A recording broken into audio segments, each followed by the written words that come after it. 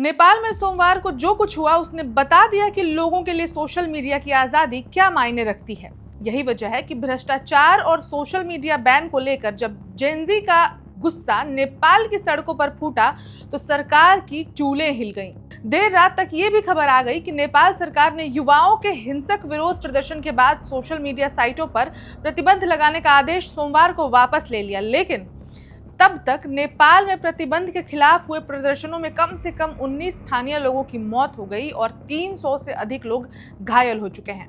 इस बीच social media पर एक नाम जिसकी खूब चर्चा हो रही है वो है मेयर बालेन्द्र शाह, जिन्हें लोग प्यार से बालेन कहते हैं। तो अगर सिर्फ सोशल मीडिया बैन प्रोटेस्ट की वजह थी तो बैन हटाने के बाद भी प्रोटेस्ट क्यों जारी है? मेयर बालेन क्यों चर्चा में हैं? कौन है बालेन और जेनजी उन पर क्यों इतना भरोसा दिखा रहे हैं? नमस्कार, मैं ऋचा पराशर और आप देख रहे हैं वन इंडिया हिंदी। सोमवार को काठमांडू और नेपाल के अन्य शहरों में हजारों युवा सड़कों पर उतर आए थे। ये प्रदर्शनकारी, जिनमें से कई स्कूल और कॉलेज के ड्रेस में थे, सरकार द्वारा 26 सोशल मीडिया प्लेटफॉर्म्स जैसे फेसबुक, इंस्टाग्राम, यूट्यूब और एक्स पर लगाए गए प्रतिबंध और भ्रष्टाचार के खिलाफ नारे लगा रहे थे। आखिर क्यों चर्चा में मेयर बालेन्द्र? नेपाल में तमाम सोशल मीडिया, खासकर फेसबुक के पोस्ट बालेन के समर्थन से अटे पड़े हैं, जिनमें लोग मेयर बालेन से इस्तीफा देकर राष्ट्रीय नेतृत्व संभालने की मांगे कर रहे हैं। जेनजी अपनी टाइमलाइन पर प्रिय बालेन अभी नहीं तो फिर कभी नहीं लिखकर उन्हें एक नई राजनीतिक पार्टी बनाने और देश को नई दिशा देने की गुजारिश कर रहे हैं। दरअसल इन सभी का मानना है कि नेपाल की 3 प्रमुख पारंपरिक पार्टियां के उनके नेताओं ने देश को निराशा के गर्त में धकेल दिया है। इसलिए अब समय आ गया है कि बालेन जैसे युवा और ईमानदार नेता सामने आए और देश की तरक्की की राह को खोलें।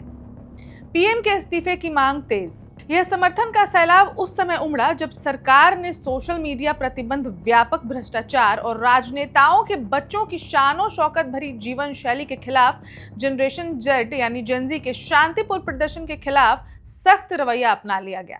सोमवार को हुए पुलिस दमन में देश भर में 20 लोगों की मौत हो गई और सैकड़ों लोग घायल हो गए। सरकार के इस बल प्रयोग की हर जगह निंदा हो रही है, जिसने प्रधानमंत्री केपी शर्मा ओली के इस्तीफे की मांग को और तेज कर दिया है।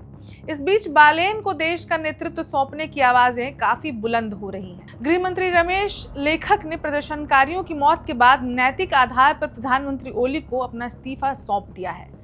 बालेन का उदय और जनता का भरोसा। बालेन शाह एक सिविल इंजीनियर, रैपर और काठमांडू के 15वें मेयर भी हैं।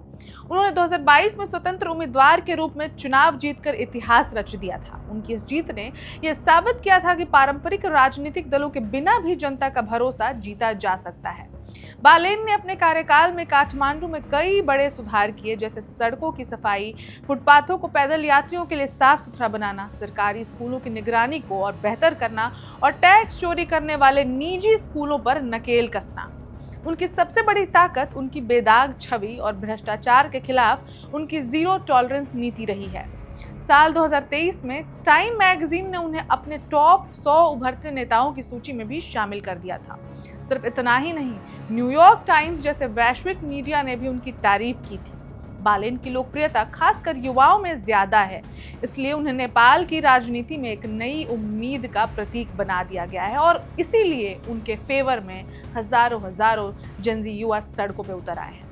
उनकी यह छवि तब और मजबूत हुई जब उन्होंने हाल ही में जेनजी के नेतृत्व वाले प्रदर्शन का समर्थन भी किया। उन्होंने फेसबुक पर लिखा कि वे आयु सीमा के कारण प्रदर्शन में शामिल नहीं हो सके, लेकिन उनकी पूरी सहानुभूति और समर्थन प्रदर्शनकारियों के साथ है।